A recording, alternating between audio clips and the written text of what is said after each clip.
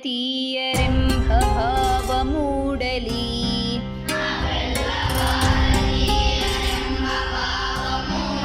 ಬರೀ ಒಂದು ಸಣ್ಣ ದಾರ ತಗೊಂಡ್ರೆ ಈ ದಾರ ಹಾಕ್ಬೋದಲ್ವಾ? ಒಂದು ಎಷ್ಟೋ ದಾರ ಹಾಕಿದ್ರೆ ಏನಾಗುತ್ತೆ, ಆ ಥ್ರೆಡ್ ಗಟ್ಟಿ ಆಗುತ್ತೆ, ಅವಾಗ ಆರಾಮ್ ಕೀಳಕ್ಕಾಗುತ್ತೆ, ಅದನ್ನ ಕಷ್ಟ ಆಗುತ್ತಲ್ವಾ ದಾರ ಕೀಳೋದು. ಅದೇ ರೀತಿ ಆ ರಕ್ಷೆಯಲ್ಲಿರುವಂತಹ ಒಂದೊಂದು ದಾರ ಕೂಡ ಪ್ರೀತಿ, ವಿಶ್ವಾಸ, ನಂಬಿಕೆ, ಈ ರೀತಿ ಒಂದೊಂದು ಕ್ವಾಲಿಟೀಸ್ನ